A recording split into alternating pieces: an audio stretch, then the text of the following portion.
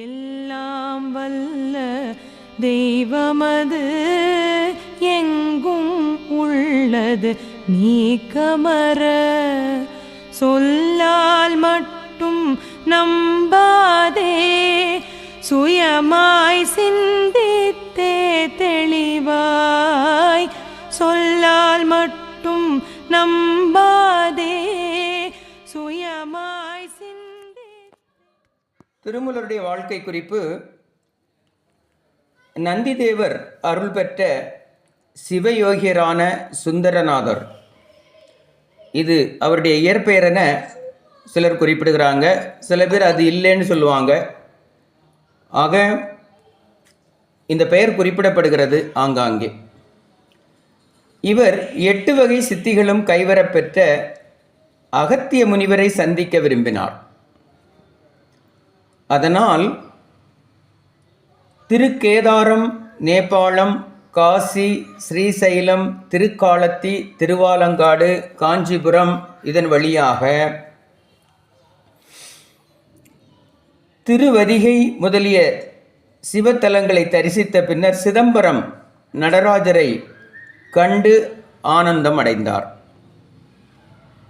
பின்னர் காவிரிக்கு எதிர்க்கரையில் உள்ள சாத்தனூர் கிராமத்தை நோக்கி நடந்தார். அங்கு வயல்வெளிகளில் ஆனந்தமாக திரிய வேண்டிய பசுக்கள் கதறி அழுது கொண்டிருப்பதை பார்த்தார். காரணம் தேடினார். பசுக்களை மேய்த்து வந்த இடையன் மூலன் பாம்பு விஷம் பாய்ந்து இறந்து கிடப்பதை கண்டார். பசுக்களின் துயர் துடைக்க விரும்பிய சுந்தரநாதர் தன்னுடைய உடம்பை ஒரு புதரில் யாருக்கும் தெரியாமல் மறைத்துவிட்டு அந்த மூலனின் உடம்பில் புகுந்து பரகாய பிரவேசம் செய்தார். மூலன் மறுபிறவி எடுத்து உயிர் எழுந்ததில் பசுக்களுக்கு ஆனந்தமே. மூலனை மோந்தும் நக்கியும் உரசியும் சந்தோஷத்தை வெளிப்படுத்தின அந்த பசுக்கள். துள்ளி குதித்த பசுக்கள் அந்தி சாய்ந்ததும் வீடு திரும்பின. காலம் தாழ்த்தி வந்த மூலனை கண்ட அவனது மனைவி ஊடலுடன் நெருங்கினாள். உடனே மூலன் என்னை தொடாதே என்று கூறி விலகிச் சென்று பொது மடத்தில் தியானம் செய்ய தொடங்கினார். கணவனின் திடீர் மாற்றம் கண்டு பயந்த மனைவி ஊர் மக்களை கூட்டி வந்து நியாயம் கேட்டாள். அனைவரும் ஒன்று சேர்ந்து மூலனை பார்த்தார்கள். உடலால் மூலனாக இருந்தாலும் அந்த முகத்தில் இருந்த தேஜஸ் அவர்களை மேற்கொண்டு எதுவும் பேசவிடாமல் செய்தது. அதனால் மூலன்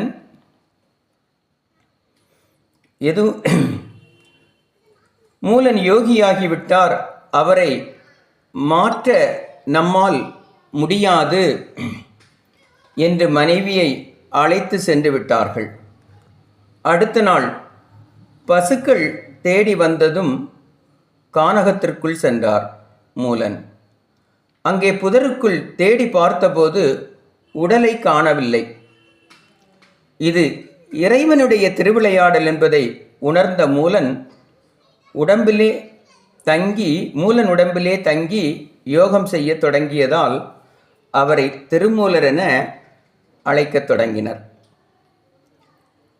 இடையராக பிறந்த கண்ணன் கீதை உபதேசம் செய்தது போன்று இடையர் குலத்தவன் உடம்பில் இருந்து யோகத்தை உபதேசிக்கத் தொடங்கினார். ஓராண்டு சிவயோக தவத்தில் மௌனம் இருந்த திருமூலர் ஒரு ஆண்டு முழுவதும் மௌனமிருந்து ஒரு பாடல் மட்டும் பாடினார். அப்படி ஆண்டுக்கு ஒரு பாடல் மூலம் 3000 பாடல்கள் அவர் பாடியுள்ளார். அதன் பின்னர் திருக்கயிலையை சேர்ந்து சிவனடி திருவடி நிழல் அடைந்தார். மந்திர மாலை என்று வழங்கப்பட்ட அவரது பாடல்கள்தான் பின்னர் திருமந்திரம் என்று வழங்கப்பட்டது. முதல்ல இது மந்திர மாலை என வழங்கப்பட்டிருக்கிறது. காலத்தால் அது திருமந்திரம் என வழங்கப்பட்டது. திருமூலர் சுமார் 3000 ஆண்டுகள் வாழ்ந்ததாக கருதப்படுகிறது. அவரது காலம் மனித அறிவுக்கு எட்டாதது என்பார்கள். இன்றிலிருந்து சுமார் 8000 ஆண்டுகளுக்கு முன் வாழ்ந்தவர் என்று சில ஆராய்ச்சியாளர்கள் கணக்கிடுகிறார்கள். 4000 ஆண்டுகளுக்கு முன் வாழ்ந்தவர் என்று அநேகமான ஆராய்ச்சியாளர்கள் ஏற்றுக்கொள்ளுகிறார்கள். சைவ திருமுறைகளில் 12 என்று வகுத்துள்ளார்கள். அந்த 12 திருமுறைகளில் 10வது திருமுறையாக 9 தந்திரங்களாக தொகுக்கப்பட்டுள்ள இந்த பாடல்கள் 9 ஆகமங்களின் சாரமாகவே இருக்கின்றது. 63 நாயன்மார்களில் திருமூலர் ஒருவராக ஏற்றுக்கொள்ளப்பட்டிருக்கிறார். தமிழில் மந்திரமாக கருதப்படும் திருமந்திரத்தை படித்தாலே இம்மையில் இறைவன் அருள் பெறலாம் என்பது சான்றோர் வாக்கு. இப்படி திருமூலனுடைய உடம்பில் புகுந்து திருமூலர் என்று பட்டம் பெற்றவர் மெல்ல மெல்ல இந்த இடையன் குலத்திலிருந்து அவர் வெளியேறி மீண்டும் ஆகாச மார்க்கமாக தன்னுடைய பயணத்தை தொடங்கினார். வழிபாட்டில் 3 நிலைகள் உண்டு. ஒன்று உருவ வழிபாடு, இன்னொன்று அரூப வழிபாடு, இன்னொன்று அருவுருவ வழிபாடு. இவற்றில் உருவ வழிபாட்டை நாம் செய்து வருகிறோம். அது நமக்கு நன்றாக தெரிந்ததுதான். இறைவன் எல்லாவற்றிலும் இருக்கின்றான். அவன் இல்லாத இடமே இல்லை என்பதை உணர்ந்து பார்ப்பதை எல்லாம் பரம்பொருளாக பார்த்து அனுபவிப்பது அருவுருவ வழிபாடு. உருவ வழிபாட்டிற்கும் அருவ வழிபாட்டிற்கும் இடையில் உள்ள நிலையே அருவுருவ வழிபாடு. இதை விளக்குவது சிவலிங்கம். அதாவது கண்ணுக்கு தெரியுமே தவிர அதற்கு கைகால்கள் முதலியன இருக்காது. இதை உருவம் இருக்கிறது, ஆனால் அது என்னவென்று யாராலும் சொல்ல முடியாது. சிவலிங்கத்தின் விளக்கம் பலராலும் பலவாறு சொல்லப்படுகிறது. உண்மையான விளக்கம் ஒன்று உண்டு. சிவலிங்கத்தின் மேற்பகுதி சிவலிங்கம் என்றும் அதை தாங்கி இருக்கக்கூடிய பீடத்திற்கு ஆவுடையார் என்றும் பெயர். ஆவுடையார் என்பது சக்தியின் வடிவமான பூமியை குறிக்கும். சிவலிங்கம் ஆகாயத்தை குறிக்கும். உடனே நீங்கள் ஒன்றும் குழம்பி போயிட வேண்டாம். பூமிக்கு மேலே நின்று நம்ம இந்த வானம் கவுந்திருப்பதை பார்த்ததை அப்படியே இந்த பூமிக்கு மேலே அது கவுந்திருக்கிறது போல உருவாக்கப்பட்டது தான் இந்த சிவலிங்கம். ஆகாயம் கவிழ்ந்து வைத்த அல்லது இந்த பூமியின் மேலே ஒரு மரக்காலை கவித்து வைத்தது போன்று இருக்கிறது. நம்முடைய கண்களின் பார்வைக்கு அப்படி பல்வேறு கோணங்கள் அது தெரிகிறது. ஆகாயத்தின் உருவம் புலப்படாது. இதைத்தான் சிவலிங்கம் குறிக்கின்றது. நாம் உட்பட அனைத்துமே ஆகாயம் என்னும் அந்த ஒரே கூரையின் கீழ்தான் இருக்கிறோம், சிவலிங்க வடிவமாக இருக்கின்றோம் என்று உணர்த்துவதற்காக அது உருவாக்கப்பட்டது. அதனால தான் நீங்கள் எந்த கோயிலுக்கு போனாலும் ஒரு ஆகாசலிங்கம் அல்லது ஒரு அண்டலிங்கம் இருப்பதை நீங்கள் பார்க்க முடியும். நாம் காணும் சிவலிங்கத்திற்கு அபிஷேகம் செய்ய வேண்டுமானால் ஒரு பாத்திரத்தில் நீர் எடுத்து வைத்துக் கொள்கிறோம். அதே போல அண்டலிங்கம் என்னும் ஆகாசலிங்கத்திற்கு அபிஷேகம் செய்ய வேண்டும் என்பதற்காகத்தான் கடவுள் கடல் முழுவதும் தண்ணீரை வைத்து கொண்டானாம். அளவிட முடியாத ஆகாய லிங்கத்திற்கு அபிஷேகம் செய்ய வேண்டிய நீரும் அளவிட முடியாத கடலிலிருந்து மேகமாக புறப்பட்டு மழையாக பொழிந்து அந்த ஆகாசலிங்கத்திற்கு அபிஷேகமாக மாறுமா. இப்படி பட்ட இந்த சிவனை பற்றி அல்லது அது சார்ந்து இந்த வாழ்க்கை முறையை பற்றி மிக அற்புதமான விளக்கங்களை அவருடைய திருமந்திரத்தில் பார்க்கலாங்கிறாங்க. இப்படி பல வழிகளில் மனிதகுலத்தை உயர்த்துவதற்காகவே வாழ்ந்த திருமூலர், நான் சொன்னேன், ஆகாய வழியாக அவர் போய்கொண்டிருக்கின்றார். அவருக்கு கூடு விட்டு கூடு பாய செய்வதற்கான நிகழ்ச்சி ஒன்று கீழே பாண்டிய நாட்டில் நடந்து கொண்டிருந்தது. நள்ளிரவு நேரம் பாண்டிய மன்னர் வீரசேனர் மாறுவேடம் போட்டுக்கொண்டு நகர் சோதனைக்காக கிளம்பியிருந்தார். அவர் மனைவி குணவதியும் மகனும் தூங்கிக் கொண்டிருந்தனர். இரவு மணி 2. பால் நிலவு தன் வெளிச்சத்தை குலைத்து கொட்டி கொண்டிருந்தது. அந்த வெளிச்சத்தில் அரண்மனை முற்றத்தில் மலரத் தொடங்கிய பூக்கள் எல்லாம் தங்கள் வண்ணத்துடன் வாசனையையும் சேர்த்து பரப்பின. அப்போது ஒரு பாம்பு பூச்செடிகளுக்கு நடுவில் ஊர்ந்து வந்தது. காற்றில் அசைந்த பூச்செடியின் முள் ஒன்று பாம்பின் உடலில் குத்தியது. விவரம் தெரியாமல் வேகப்பட்டு சீறிய பாம்பு அங்கிருந்த பெரும் பூவை கடித்தது. கடித்த வேகத்தில் பாம்பின் விஷம் முழுவதும் பூவில் இறங்கியது. காற்றில் ஆடியபடி வாசனையை பரப்பிக் கொண்டிருந்த அந்த பூ விஷத்தை தேக்கிக் கொண்டதால் மெல்ல ஆடியது. நகர் சோதனையை முடித்து திரும்பிய மன்னர்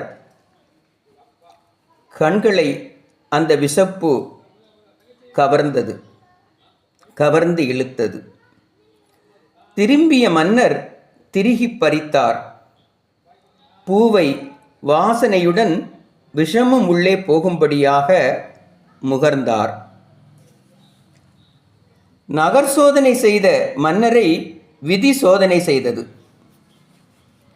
விஷ வேகத்தால் மன்னரின் உடல் ஆடத் தொடங்கியது. வார்த்தைகள் குளறின. தட்டு தடுமாறி நடந்த மன்னர் அந்தப்புரத்துக்குள் நுழைந்து பஞ்சனையில் படுத்தார். உடல் சுருண்டது. வாயிலிருந்த நுரைத்தல் வெளிவந்தது. அரசரின் நிலையை நன்கு அறிந்தாள் அரசி. தொட்டு பார்த்தாள். உடல் ஜில்லிட்டு இருந்தது. உடல் கூட்டை விட்டு உயிர் பறவை பறந்து போய் விட்டது. அதிர்ந்தாள்.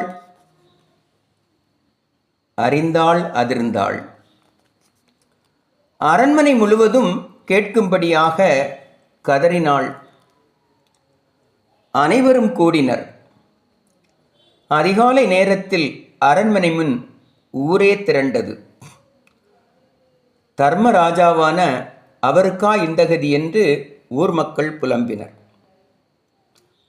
பெற்ற வயிறு துடிக்கிறது, தள்ளாத காலத்தில் எங்களை தாங்குவாய் என்று நினைத்தோம், ஏமாற்றி விட்டாயே என்று கதறினர் பெற்றோர்கள். அப்பா என்று இனி யாரை கூப்பிடுவேன்? யார் மடியில் சாய்வேன்?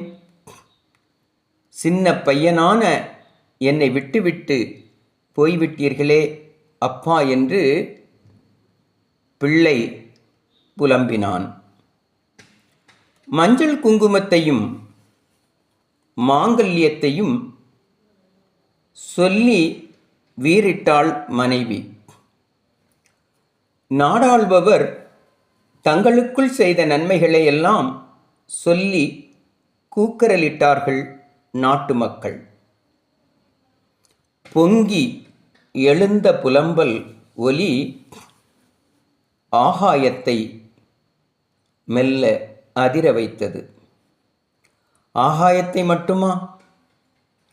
ஒளிவடிவ திருமேனியுடன் ஆகாய வீதி வழியாக போய்கொண்டிருந்த சித்த புருஷரான திருமூலரையும் அந்த ஒலி அதிர வைத்தது. என்ன நடந்தது? ஏன் இந்த புலம்பல் என்று கீழே பார்த்தார் திருமூலர்.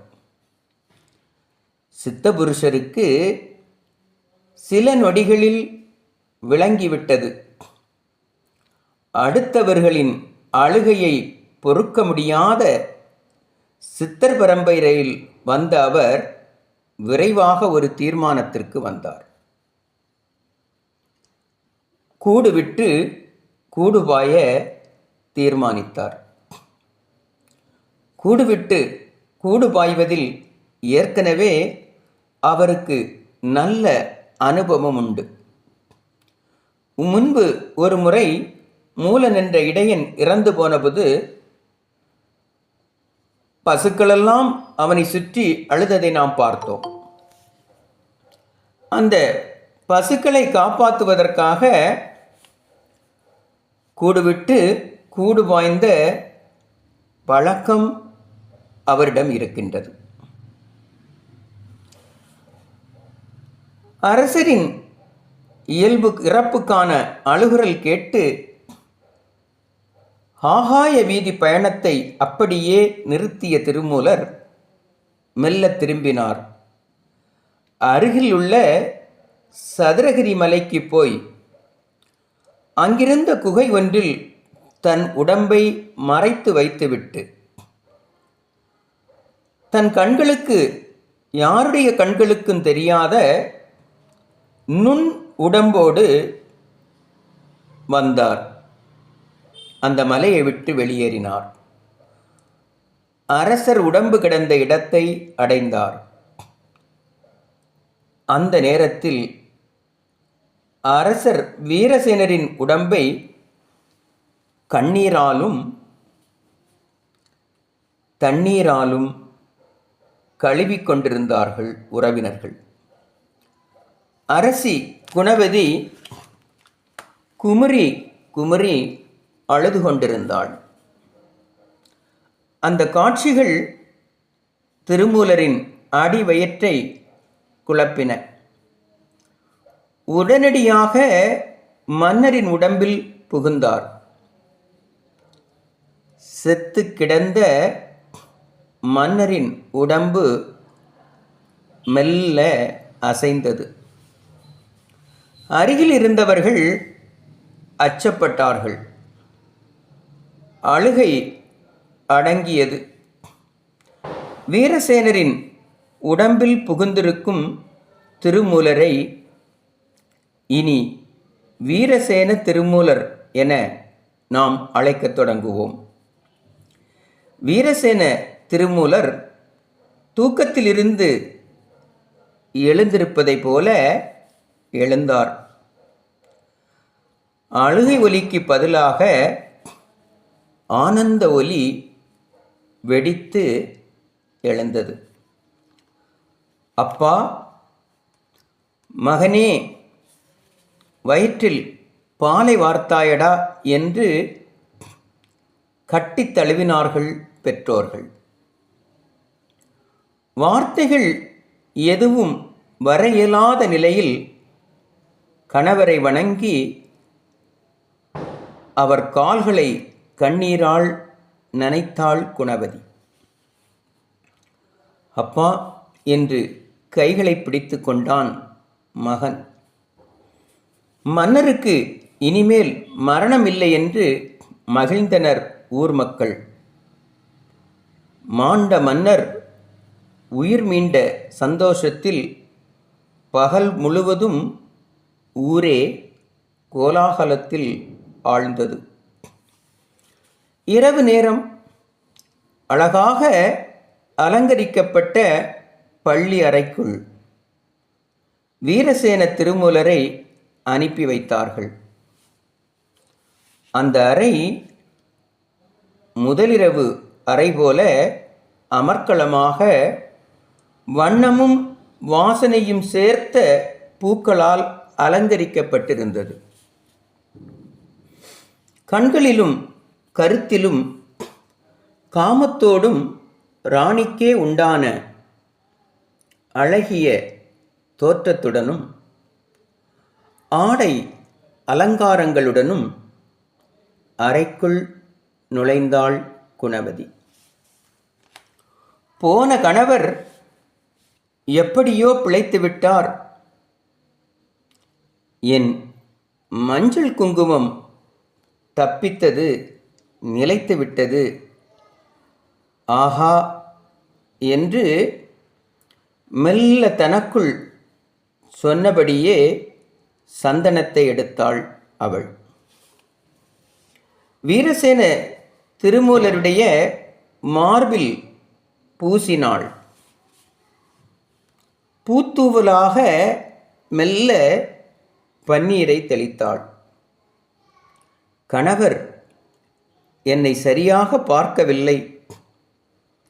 நேருக்கு நேர் என்னை பார்த்தால் அவ்வளவுதான், மயங்கி விடுவார் என்று தனக்குள் முணுமுணுத்த குணவதி வீரசேன திருமூலரின் எதிரே நின்று கண்களில் காமத்தை வழிய விட்டாள்.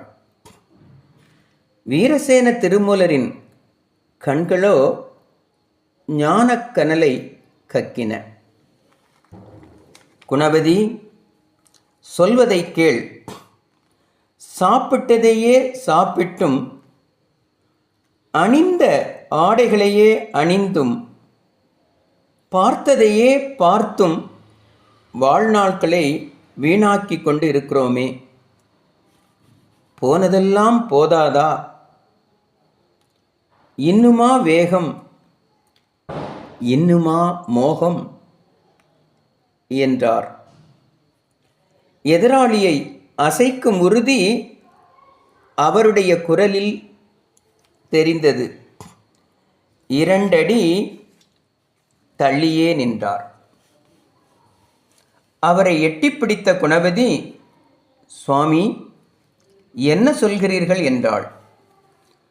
வீரசேன திருமூலர் தொடர்ந்தார். அரசி, அரை கண நேர இன்பத்திற்கு ஆசைப்பட்டு அளவில்லாத அவதியில் மாட்டிக்கொள்ளக்கூடாது. நீ ஏற்கனவே ஒரு பிள்ளையை பெற்றவள். பிரசவத்தின் போது நொந்து போய் என்ன வாழ்க்கை இது என்று கதறி இருக்கின்றாய். அதையெல்லாம் அடியோடு மறந்து இப்போது உலக இன்பத்திற்காக ஆசைப்படுகிறாயே, இது அறியாமைதானே என்றார். குணவதியின் கண்களில் தெரிந்த காமத்தின் சக்தி குறைந்தது. அந்த இடத்தில் குழப்பம் உட்கார்ந்து கொண்டது. நீங்கள் சொல்வது உண்மைதான் சுவாமி. நேற்று இரவெல்லாம் என் மனம் வேதனைப்பட்டது. மறுபடியும் உயிருடன் உங்களை பார்த்ததும் என் உள்ளத்தில் ஆசை அலைமோதியது. அவ்வளவுதான் என்றாள் அவள். குணவதி, சிவத்தை நினை, சிறுமதியான எண்ணங்கள் தோன்றாது, சிறப்புகள் அனைத்தும் சித்திக்கும் உனக்கு என்றார் வீரசேன திருமூலர். நீண்ட நேரம் இப்படியே பேச்சு போய்கொண்டே இருந்தது. இருவரும் ஒருவரை ஒருவர் தொட்டுக்கொள்ளும் முயற்சிகளில் கூட ஈடுபடவில்லை. ஒதுங்கியே படுத்தார்கள். அதிகாலை நேரம். கொக்கரக்கோ என்று கோழியின் கூவல் கேட்டு வீரசேன திருமூலரும்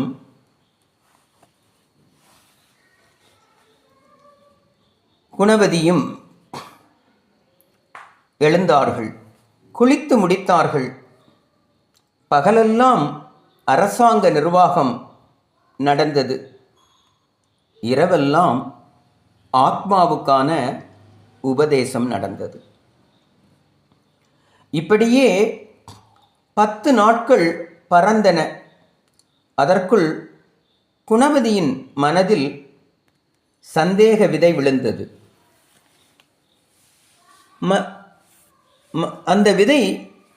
அந்த சந்தேக விதை மரமாகி கேள்விகளாகி அது மெல்ல மெல்ல பழங்களாக வெளிப்படத் தொடங்கியது. விளைவு, திருமூலரை கொலை செய்ய தீர்மானித்தாள் குணவதி. பகலெல்லாம் ராஜதர்மம், இரவெல்லாம் குணவதியான அரசிக்கு ஆத்ம உபதேசம். இப்படியே வீரசேன திருமூலருக்கு 10 நாட்கள் கழிந்தன. அவர் சொன்ன ஆத்ம உபதேசத்தை கேட்க கேட்க குணவதிக்கு பிரமிப்பாக இருந்தது. கிடைப்பதற்கரிய மனித பிறவி கிடைத்தும் இத்தனை தத்துவங்களையும் இவ்வளவு நாட்கள் தெரிந்து கொள்ளாமல் போய்விட்டோமே, நல்ல வேளை, இப்போதாவது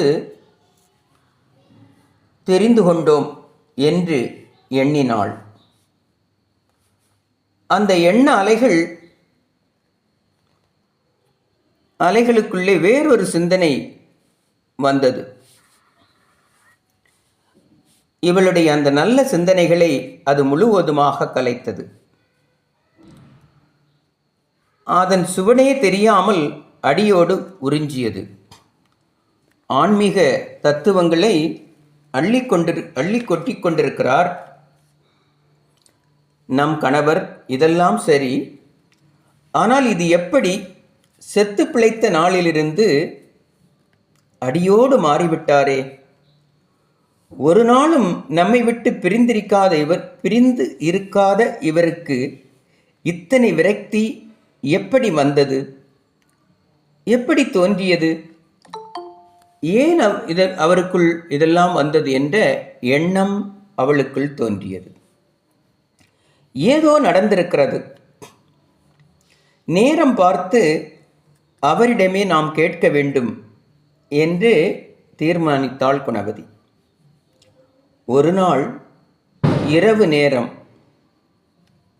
வழக்கப்படி வீரசேன திருமூலர் பள்ளியறைக்குள் நுழைந்து பஞ்சனையில் உட்கார்ந்தார். அவரை வணங்கிய குணவதி முகத்தில் கேள்விக்குறியை வெளிப்படுத்தினாள். இதை புரிந்து கொண்ட திருமூல வீரசேனர், குணவதி, உன் உள்ளம் எதையோ கேட்க தூண்டுகிறது. கஷ்டப்பட்டு அதை மறைக்கின்றாய். தயங்காதே, தைரியமாக கேள் என்றார். அதற்காகவே காத்திருந்த அரசி தன் சந்தேகங்களை மெல்ல சொல்ல தொடங்கினாள். சுவாமி, உங்களின் பழைய நிலையை நன்றாக பார்த்தவன் நான். ஆனால் இப்போதே நீங்கள் தலைகீழாக மாறிவிட்டீர்கள். நடவடிக்கைகளில் மட்டுமல்ல, மனதளவிலும் அடியோடு மாறிப்போயிருக்கிறீர்கள். இந்த மாற்றம் எப்படி நடந்தது என்று மெல்ல வார்த்தைகளை இழுத்தாள். அதை புரிந்து கொண்ட வீரசேன திருமூலர், குணவதி, நீ புத்திசாலி.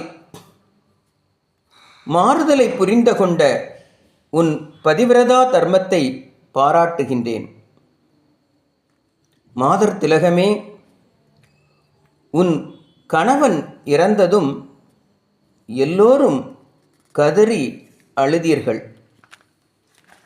அந்த கதறல் ஒலி ஆகாய வழியாக அல்லது ஆகாய வீதியாக போய்கொண்டிருந்த என் காதுகளை எட்டியது. துயரத்தை நீக்குவதற்காக உன் துணைவன் உடம்பில் நான் புகுந்தேன். என் உடம்பு வேறோரிடத்தில் இருக்கிறது என்று நடந்த கதையை மெல்ல குணவதியிடம் விவரித்தார் வீரசேன திருமூலர். குணவதி வியந்தாள். சுவாமி, அப்படியா செய்தி? மெல்ல மெல்ல கர்மம் கால் தட்டியது. கணவரை இழந்தேன். முற்புறவி புண்ணியம் உதவ வந்த உங்களை இதுவரை என் கணவர் என்றே நினைத்திருந்தேன்.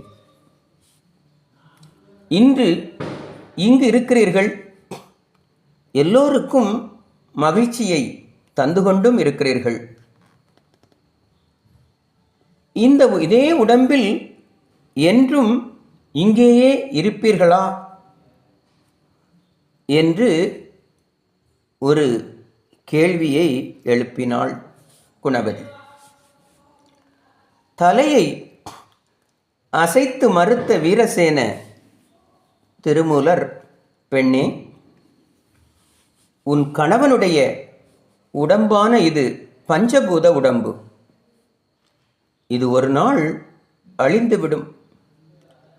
என் உடம்பு காயகல்ப உடம்பு. சதுரகிரியின் கீழ்ப்பக்கமாக உள்ள ஒரு குகையில் இருக்கிறது. அது இன்னும் கொஞ்ச நாள் அங்கு இருந்துவிட்டு அதன் பிறகு ஏதாவது ஒரு போக்கு காட்டிவிட்டு பிரிந்து போய்விடுவேன். அறிவுடையவள் நீ. அதனால் உன்னிடம் உண்மையை சொன்னேன். என்னை நம்பிய உன்னை கைவிட மாட்டேன். சித்த சாதனைகள், அதன் முறைகள், அதற்குரிய வாழ்க்கை முறை அனைத்தையும் உனக்கு போதிப்பேன் என்று விவரித்தார். கண்கள் விரிய குணவதி, சுவாமி, உத்தமரான உங்கள் ஆதரவை பெற நான் என்ன புண்ணியம் செய்தேனோ தெரியவில்லை. இவ்வளவு அருளுள்ளம் கொண்டவரான உங்கள் திருமேனி அங்கே குகையில் எந்தவித பாதுகாப்பும் இல்லாமல் இருக்கிறதே, என்ன ஆகுமோ என்று கேட்டு மெல்ல கண்ணீர் சிந்தினாள். இது உண்மை கண்ணீர் அல்ல. அவளை நம்பிய சித்தபுருஷர், கவலைப்படாதே குணவதி, அங்கே இருக்கும் என்னுடைய உடம்பு கனல்மயமான கல்பதேகம். அதை நெருப்பில் போட்டாலும் அதற்கு எந்த விதமான பாதிப்பும் உண்டாகாது.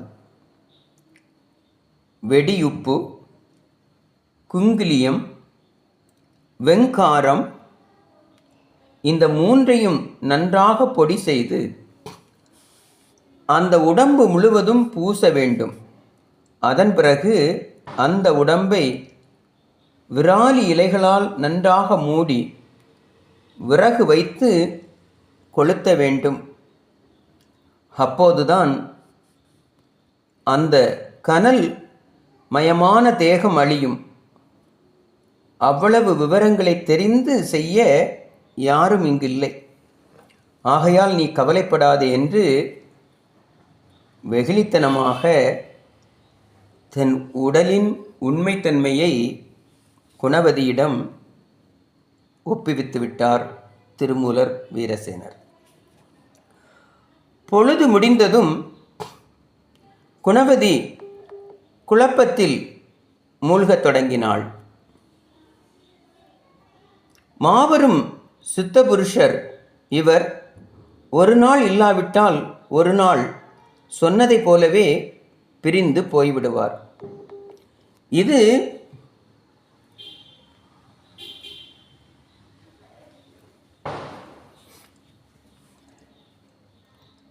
இயற்கை.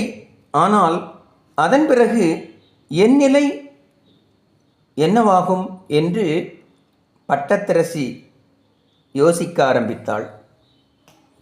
பட்டத்தரசி என்ற பதவி பறிபோய்விடும். சுமங்கலி என்பதும் போகும். இழிவான நிலை வரும். சுகமான வாழ்க்கையை கனவு காணக்கூட முடியாது. யோசித்தாள். பேசாமல் அவருடைய காயகல்ப திருமேனியை அழித்து விட்டால் என்ன? வேறு வழி இல்லாமல் அவர் இங்கேயே இருந்து விடுவார் அல்லவா? இவ்வாறு தீர்மானித்தது கொண்டாள். தீர்மானம் மனதிலே தோன்றியவுடன் குழப்பத்திற்கு ஒரு தெளிவு ஏற்பட்டது. குணவதி சொன்னதை செய்யும் அறிவுடைய வீரர்கள் சிலரை அழைத்தாள். சித்தபுருஷருடைய காயகல்ப தேகம் இருக்கும் இடத்தையும் அதை அழிக்க வேண்டிய முறைகளையும் சொல்லி அந்த வீரர்களை ஏவினாள். குணவதி சொன்ன முறைப்படி இந்த வீரர்கள் சதுரகிரி மலை சென்று அந்த குகையில் இருக்கக்கூடிய உடலை எடுத்து அந்த சொன்ன மருந்துகளை எல்லாம் பூசி விராலி இலை வைத்து அந்த தேகத்தை அழித்துவிட்டு திரும்பினார்கள். இனிமேல் நான் நித்திய சுமங்கலி என்ற ஆனந்த கடலிலும் சற்று ஆணவத்தோடும் அமர்ந்திருந்தாள் குணவதி. சிறுமை எதையும் நினைக்காத சித்தபுருஷரான வீரசேன திருமூலர் ஒரு நாள் வேட்டைக்கு கிளம்பினார். இன்று எப்படியாவது போக்கு காட்டிவிட்டு போய்விட வேண்டும் என்ற எண்ணத்தில் போய்கொண்டிருந்த அவருக்கு நடந்தது எதுவும் தெரியாது. வேட்டை ஆட்கள் அவரை தொடர்ந்து போனார்கள். குறிப்பிட்ட இடத்தில் தன்னுடன் வந்தவர்களை நிறுத்திவிட்டு தான் மட்டும் போய் தன்னுடைய உடலை தேடினார் வீரசேன திருமூலர்.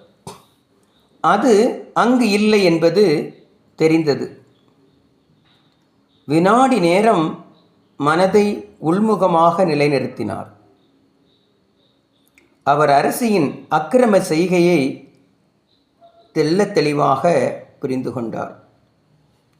அகம் நோக்கி நின்று அநியாயத்தை அறிந்து கொண்ட வீரசேன திருமூலர், என்ன உலகமடா இது? இவளுக்காக எவ்வளவு உபதேசங்கள் செய்திருப்பேன்.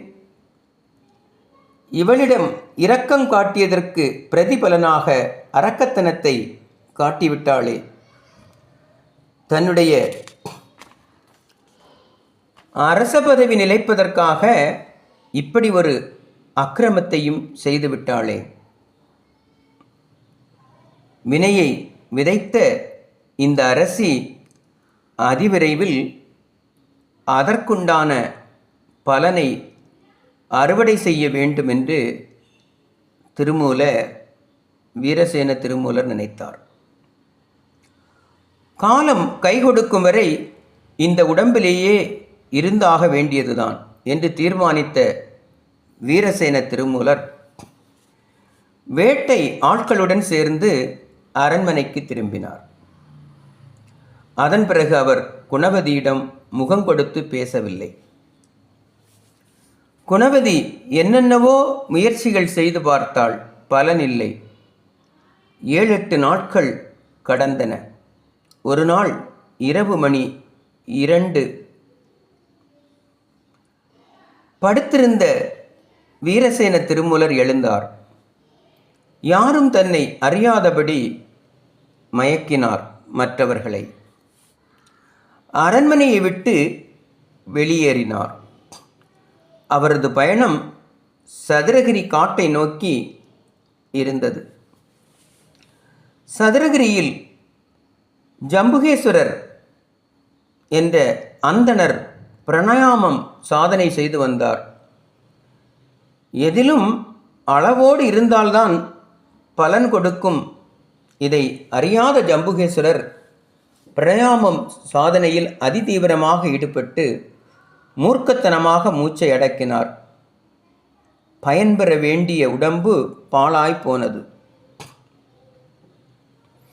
உயிர் பறக்க உடல் சாய்ந்தது. அந்த வழியே வந்த வீரசேன திருமூலர் ஜம்புகேசரின் நிலையை உணர்ந்தார், வருந்தினார். இறைவன் இவ்வுடலை கட்டியிருக்கின்றான். இந்த உடலை நமக்கு காட்டியும் இருக்கின்றான். இனிமேல் இந்த அரச உடம்பில் இருக்கக்கூடாது, ஜம்புகேசரின் உடம்பில்தான் தங்க வேண்டும் என்று தீர்மானித்த அவர் அங்கிருந்து யானை உண்டி என்ற பெரும் மரத்தின் பொந்தில் புகுந்தார். அரச உடம்பை அங்கேயே விட்டுவிட்டு வெளியேறி ஜம்புகேசரர் உடம்பில் புகுந்தார். மாபெரும் ஜோதி விருட்சத்தில் இருந்து மலர்களை பறித்தார். அதனுடன் சில மூலிகைகளை சேர்த்து அங்கேயே ஒரு பாறையில் வைத்து மற்றொரு கல்லால் மை போல குழைத்து அரைத்தார். அதற்குள் மந்திர சக்தியை செலுத்தினார். மரப்பொந்தில் இருந்த அரசனின் உடம்பில் அந்த மூலிகை குழம்பை முழுவதுமாய் பூசினார். அரச உடல் இருந்த இந்த யானை உண்டி மரமும் இதன் இனமும் இன்று முதல் அரச மரம் என்று அழைக்கப்படட்டும் என்றார். அதன்படியே அந்த மரத்தின் பரம்பரை இனங்களை இன்றும் அரச மரம் என்றே அழைக்கப்படுகின்றன. அதன்பின் சதுரகிரி காட்டில் ஜம்புகேஸ்வரர் உடம்பில் இருந்த சித்தபுருஷ சாதனைகள் பல செய்து கல்ப தேகத்தையும் பெற்றார். அங்கு வருவோருக்கு வழிகாட்டி வாதம், வைத்திய, யோக, ஞான நூல்களை எளிமையான நடையில் எழுதினார்.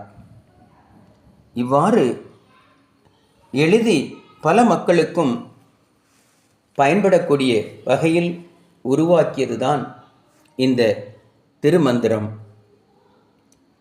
இன்றும் அவர் சதுரகிரியில் இருப்பதாக சொல்லப்படுகிறது. சித்தர்கள் வாழ்ந்து கொண்டிருந்தாலும் நம்போன்றவர்களுடைய கண்களுக்கு அவர்கள் எட்டுவதில்லை. ஆகவே நமக்கு கிடைத்த திருமூலருடைய சரித்திரம் இவ்வளவுதான். அதன் பிறகு அவர் அந்த மரத்தடியிலிருந்து அங்கிருந்து திருவாடுதுறை சென்று அங்கே இந்த கவிகளை எழுதியதாகவும் அங்கு அது தொகுக்கப்பட்டதாகவும் நமக்கு சான்றுகள் கிடைக்கிறது. அப்படி கிடைத்த ஒரு அற்புதமான நூல் இந்த திருமந்திரம். நம்முடைய திருமூலரை பற்றி நமக்கு கிடைத்த வாழ்க்கை சரித்திரமும் இவ்வளவுதான். ஆக அன்பர்களே, திருமூலருடைய வாழ்க்கை சரித்திரத்தை நாம் தெரிந்து கொண்டோம். இனி நாம் ஒவ்வொரு வாரமும் அவருடைய உடல் சார்ந்த விஷயங்கள், அறம் சார்ந்த விஷயங்கள், மருத்துவங்கள், அஷ்டாங்க யோகத்தை பற்றி அவருடைய விளக்கங்களை எல்லாம் வரக்கூடிய வாரங்களில் நாம் தெரிந்து கொள்ள இருக்கும். அனைவருக்கும் வாழ்த்துக்கள். வாழ்க வளமுடன், வாழ்க வளமுடன்.